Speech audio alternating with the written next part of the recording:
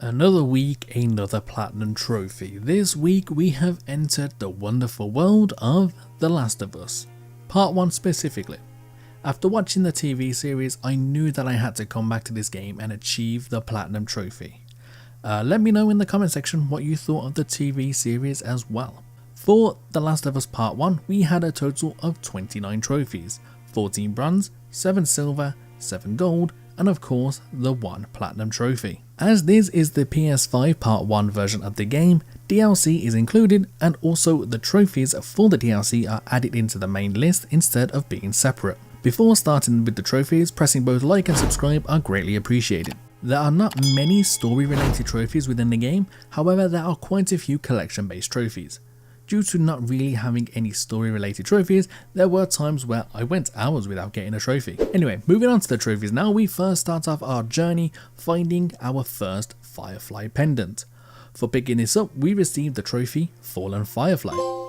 We later find a training manual for the trophy Self-Help.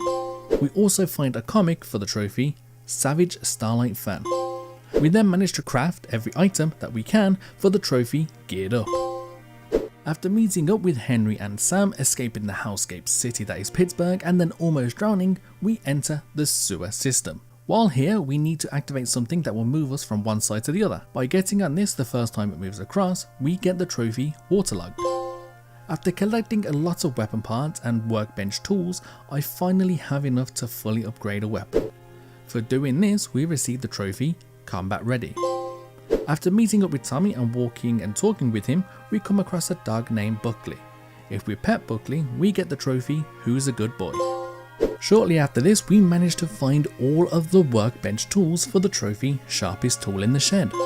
Like I said, not many story related trophies, as I just pick up the trophy no matter what for completing the game. I think from all the videos that I've made so far on hunting platinum trophies, this is probably the quickest that I've ever gotten the trophy for completing the story. Well, I guess it's time to move on to the miscellaneous things now that we need to do throughout each chapter, while also collecting all of the collectibles in the game. So the things that we need to collect are 97 artifacts, there are 66 optional conversations, 30 Firefly pendants, 13 Shiv doors, 12 training manuals, 12 comics, 11 workbenches, 5 tools, and 4 safes. Thankfully, we have a chapter select which tells me what I am missing from each of the chapters. While making my way through, I ended up picking Frank's note after it's been discarded for the trophy In Memoriam. Continuing on through the chapters now, I managed to open up all the safes in the game for the trophy Sticky Fingers. And I am now back in Pittsburgh with Henry and Sam, as I need to turn off the spotlight generator without anybody spotting me. After quite a long time of being in stealth, I finally make my way to the generator and turn it off for the trophy Lights Out. While working through each chapter, I took a look to see if there were any miscellaneous trophies that I needed to do, and it turns out there was actually just one left. For this, I needed to upgrade and then break one of every melee weapon. So as I was playing, I made sure to make a note of all the weapons that I had fully upgraded and then broke, so I didn't do the same weapon twice. After about 20 minutes, I managed to do all of the weapons to achieve the trophy, build them up, break them down. Now this next trophy was probably the hardest of them all. After making our way across a dam, Ellie puts her hand up wanting a high five, and for the trophy I had to ignore her. After playing the game several times, this was the only time I had ever ignored her. So for leaving Ellie hanging, we got the trophy Left Hanging. After another chapter, I managed to find all of the workbenches for the trophy Prepared for the Worst, by also breaking into every locked door as well using shivs for the trophy Master of Unlocking. The next one took me a couple of hours to complete. This time it was about a collectible.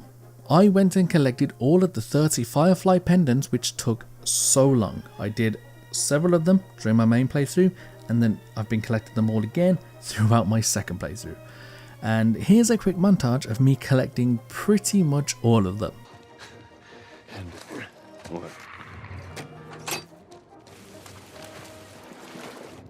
Not going anywhere. All right.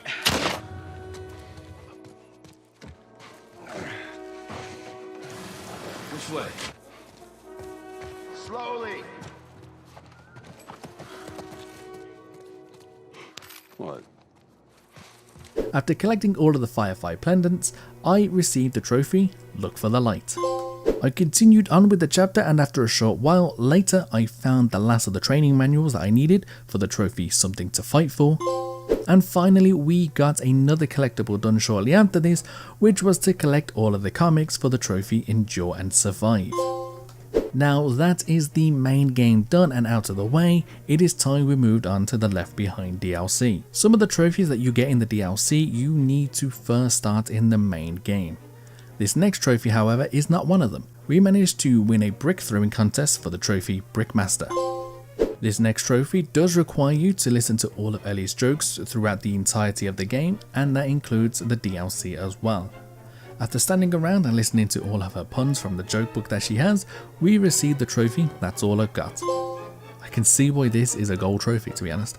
We have now entered into an optional conversation that you have throughout the game, and of course because I engaged in all 66 of these, I received the trophy Getting to Know You.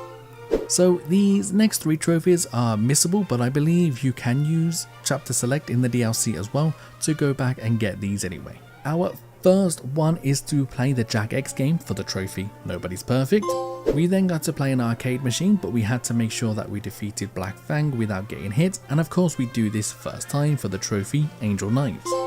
We then had a water fight against Riley. I had to make sure I won this, which of course I did, for the trophy Skills. Then after some more exploring of this area, I find the last artifact of the game for the trophy Chronicles. The next trophy is possibly the most evil thing that you can do. I know that the world of The Last of Us is terrible, but this is up there with something evil that you can basically do in this game. We had to either use a brick or a bottle to lure an infected into attacking a human. I did this in an area with quite a few infected and some humans that were after me, and let's just say it worked. For this I got the trophy Live Bait. Finally it was time to complete the story of Left Behind. After going through and definitely not crying at what happened, I completed the Left Behind story for the trophy Don't Go. Then of course I received the Platinum Trophy itself. It can't be for nothing. Despite how many times I have played this game, I always come back to play it again. They could honestly release a new version of this game for every generation of console for the rest of my life, and I would end up buying and playing it. It's just that great of a game. If you enjoyed today's video, pressing both like and subscribe are greatly appreciated. If you've made it this far, leave a comment in the comment section saying that you can't wait for The Last of Us Part 2 Platinum Trophy video. On screen now is a playlist of all the Platinum Trophy hunting videos that I've made so far, and the other one is a video which YouTube thinks it's best for you.